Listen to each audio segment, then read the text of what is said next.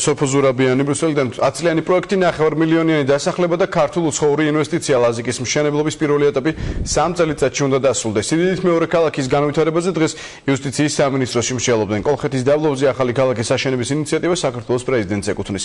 ნახეთ ქალაქის 3D ვერსია როგორ უნდა იყოს ლაზიკა. შავ ზღვასთან ანაკლიასა და ყულებს შორის ახალი ქალაქი ლაზიკა აშენდება. აეროპორტი, რკინიგზა, პორტი, ბიზნეს ცენტრი, რამდენიმე საცხოვრებელი ზონა. დაგეგმარების პირველადი პროექტი უკვე მზად არის.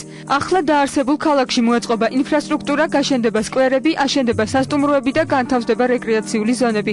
მოკლედ იქ, სადაც ახლა დაუსახლებელი ტერიტორიაა, მალე სრულიად ახალი ქალაქი გაშენდება. ქალაქის დაარსების იდეის გაჩენიდან 4 თვის თავზე ლაზიკაში სამუშაოები უკვე დაიწყო. ერთ-ერთი პირველი შენობა, რომელიც უკვე შენდება, ეს იუსტიციის სახლია. მაისიდან ქალაქამდე მისასვლელი გზებისა და ხიდების მშენებლობაც დაიწყება. ძირითადი სამუშაოები კი ლაზიკაში ზაფხულში განხორციელდება. პროექტი ხდება თავიდან ბოლომდე, ეს მნიშვნელოვანია, ხელშემშლელი პირობები თავისთავად აქ არ არის.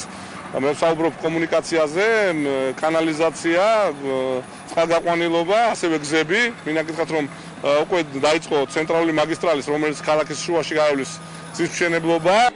ახალი ქალაქის კონცეფციას საქართველოს ხელისუფლება უცხოელ ექსპერტებთან ერთად განიხილავს. გეოგრაფიული მდებარეობა, მისი ეკონომიკური და პოლიტიკური განვითარება. ამ საკითხებზე სპეციალისტები 3 დღის განმავლობაში იმსჯელებენ. კონფერენციაზე ასევე განიხილება კონკრეტული მაგალითები თუ როგორ მოხდა სხვა ქვეყნებში ახალი ქალაქების დაარსება და შემდგომში მათი წარმატებით განვითარება. ასეთი ქალაქებია დუბაი, შენჟენი, ჰონკონგი და ასტანა. ლაზიკას აქვს ფანტასტიკური მდებარეობა ეს ერთი, მეორე რომ 2000 კილომეტრის რადიუსში არც ერთი მსგავსი პროექტი არ არის რეალიზებული, მესამე რომ ეს არის დაუსახლებელი ტერიტორია, რომელიც არის ფაქტობრივად თავისუფალი ყოველგვარი განვითარებისათვის და მეოთხე ეს არის მიმზიდველი, ასე ვთქვათ, გარემო ინვესტიციების თვალსაზრისით.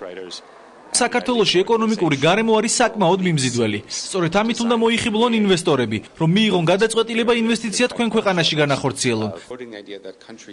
ახალი ქალაქების განვითარების სხვადასხვა გზა არსებობს და ბევრი მაგალითი იმისა, თუ როგორ შეიძლება მათი მშენებლობა და საქართველოს თითოეული ეს მაგალითი უნდა გააანალიზოს და თავად მიიღოს გადაწყვეტილება, რომელი მოდელი უფრო უკეთ იმუშავებს თქვენს ქვეყანაში.